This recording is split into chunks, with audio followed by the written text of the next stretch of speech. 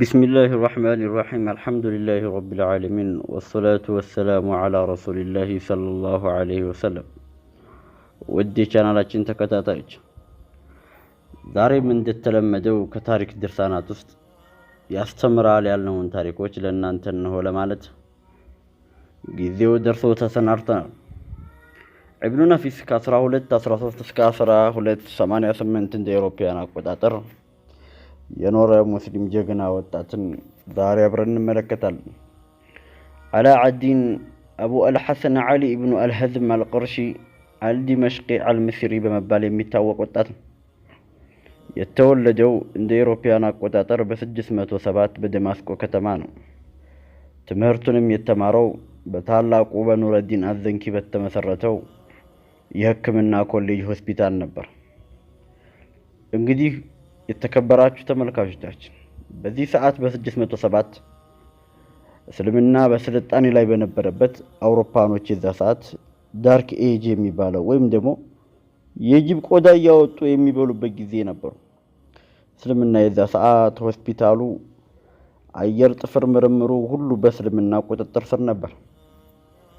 በሕክምና ትምህርት ዙሪያ መምህሩ የነበረው ሙዝሃብ አዲን አብዱራሂም ሲሆን ከሕክምናው ትምህርት ሌላ ኢብኑ ነፊስ የህግ ትምህርትን የስነ ጽሁፍንና ስነ መለኮትን ትምህርት ተከታትሏል።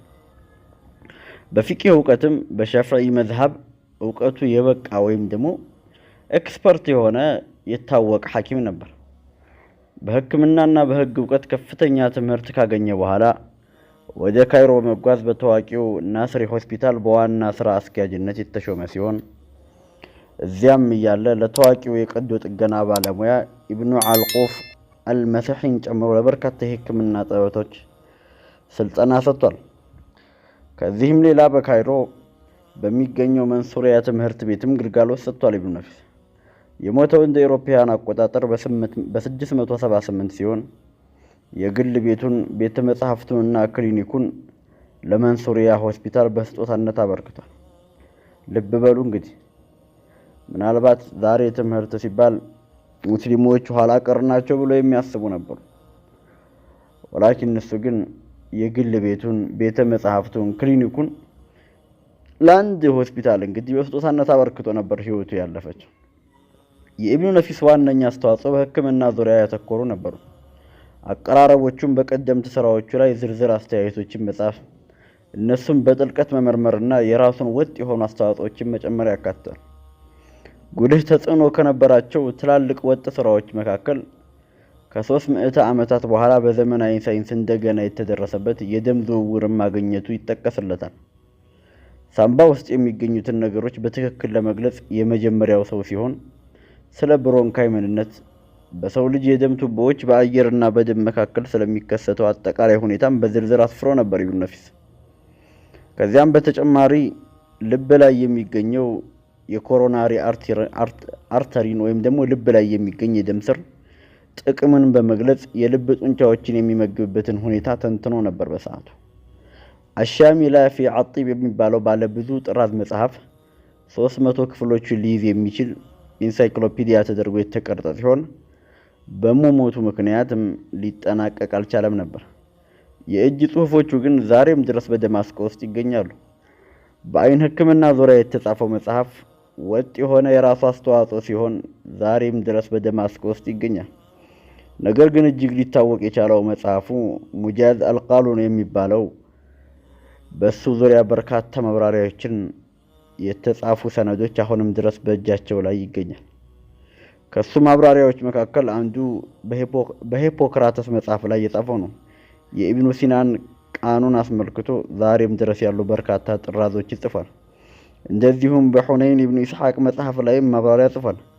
ሌላው ታዋቂውና የሱ ወጥ ጥንቅር አስተዋጽኦ የሆነው መጽሐፍ በምግብና በጤና ላይ ስለሚያሳድረው ተጽዕኖ የሚዳሰሰው ኪታቡ አልሙኽታር ፊ አልአጋዚያ የሚባለው ነው። የኢብኑ ነፊስ ስራዎች በያኔው ዘመን የነበሩ ዕውቀት በእጅጉ ከመዋሃዳቸው በላይ አበልጽገውታል። ከዚህም ባለፈ መልኩ በምስራቁም ሆነ በምዕራቡ ዓለም በነበረው በዚያን የሕክምና ሳይንስ ላይ ከፍተኛ ለውጥ አምጥቷል። ሆኖም ከመጽሐፎቹ መካከል አንደኛው ብቻ ነው ወደ ላቲን የተተረጎመው። በመሆኑም ከፊል ስራዎቹ ለአውሮፓ ሳይታወቁ ለረጅም ዘመናት ኖረዋል። ኢብኑ ነፊስ ዛሬም ድረስ በደማስቆ ዛሬም ድረስ ለዓለም የሚያበሩ የሕክምና አስተዋጽኦችን አድርጓል።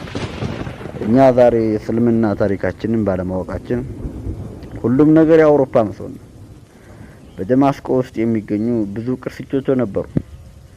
በደማስቆ የሚገኙ ብዙ ቅርሶች የሕክምና ባለሙያዎች እንደሚናገሩት የሕክምና የተለያዩ ጽሑፎች በኢብኑ ነፊስ የተጻፉ አሁንም ድረስ በደማስቆ ይገኛሉ።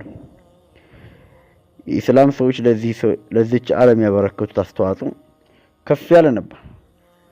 አውሮፓውያኖች በዳርክ ኤጅ በጨለማው ዓመት በነበሩበት እስልምና ሁሉን ነገር አዳርሷል። ዛሬ የምንጠቀምባቸው የተለያዩ የትምህርት መሳሪያዎችን ጨምሮ ግኝቶቹ ከሙስሊም እንደሆኑ ሁሉም ሰው ልብ ሊል ይገባል።